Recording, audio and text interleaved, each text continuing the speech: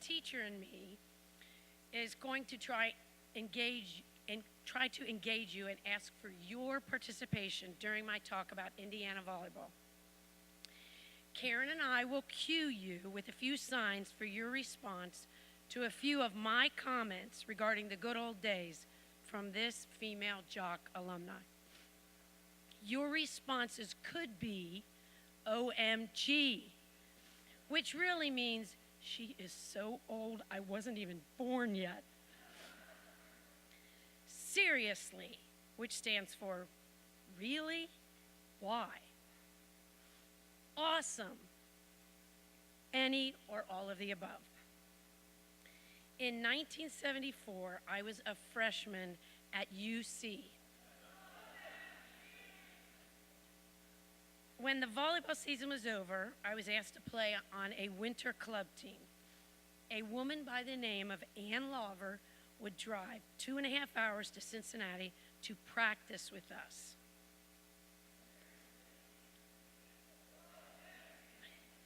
I was impressed with her defensive skills and passing skills, but her most amazing skill was how she could dive to the floor, pop up the ball with one hand, and make incredible saves without face planting or getting a bloody nose.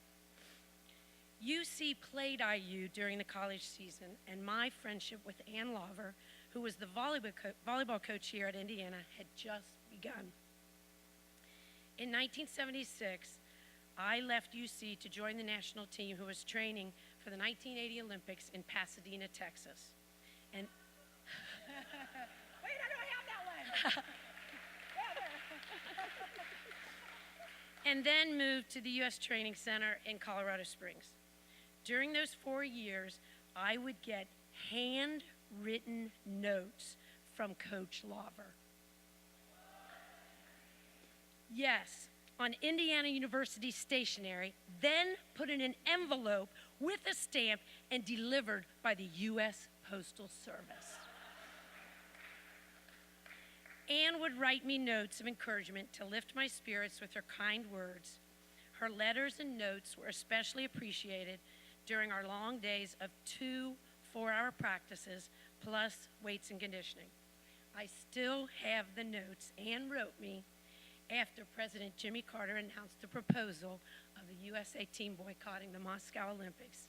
That was to be held in July of 1980. I retired from the national team in January 1981 after 4 years of training and traveling all over the world. I needed and wanted to be a teacher and a coach, and completing my degree was a top priority. I did not want to be far from home. I had 1 year of playing eligibility left. Back then, head coaches did not have assistant coaches in charge of recruiting.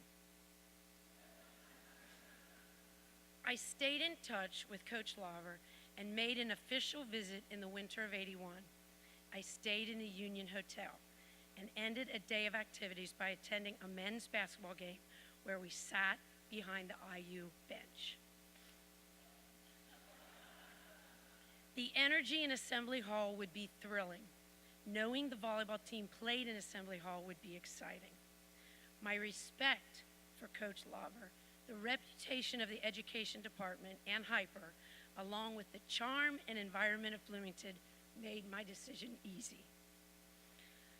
Coach Lawver found me an off-campus roommate who was a former volleyball player and was attending grad school. Ann Bastianelli is still teaching here in our renowned Kelly Business School. After Ann graduated in 1982, my new roommate was my teammate for 1 year, Karen Wallenstein.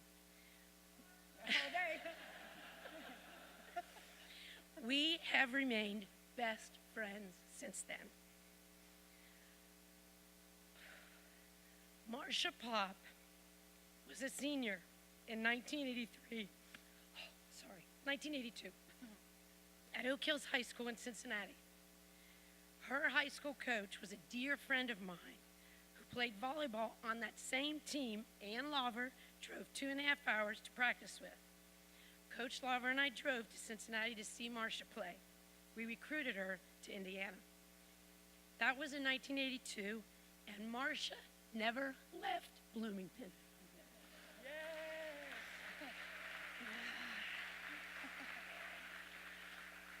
She is a single mom to a beautiful daughter, Jenna, and she works in healthcare for seniors. Marcia is also a breast cancer survivor. 5 years.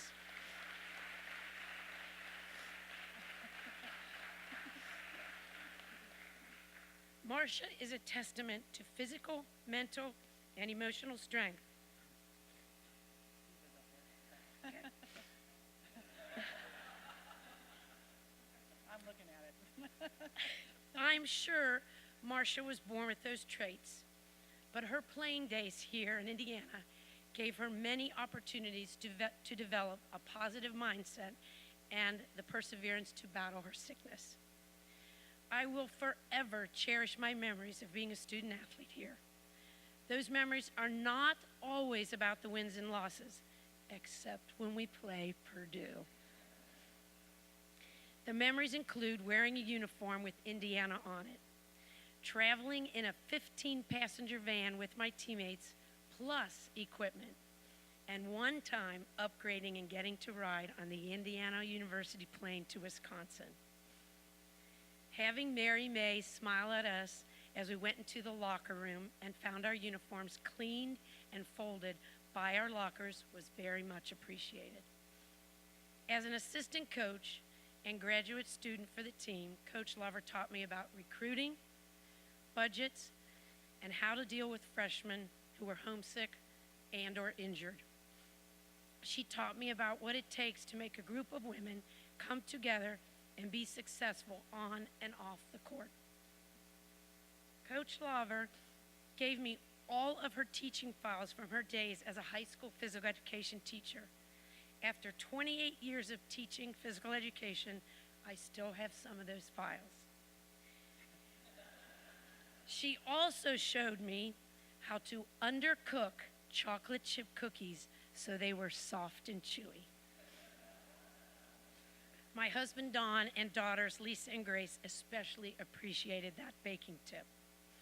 I am also grateful to Doug West, who allowed me to be his graduate assistant and finally finish getting my degree here at IU. My passion for Indiana volleyball has been a journey of joy.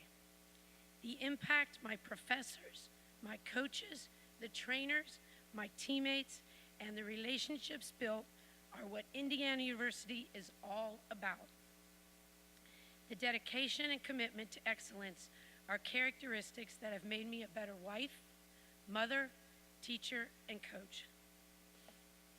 The sport of volleyball can help you demonstrate skills and ignite your competitive spirit, but it's the influences of people around you that inspires you and teaches you life lessons. I now want to introduce you to the special person in my life who shows her love and pride for Indiana volleyball wherever her teaching and coaching life takes her. That has included Penn State, back here to Indiana, San Francisco, Williston, Vermont, and now Evergreen, Colorado.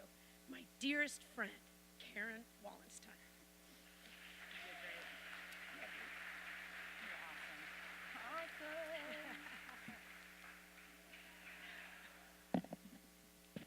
All right, I know Sharon, she had her letter jacket.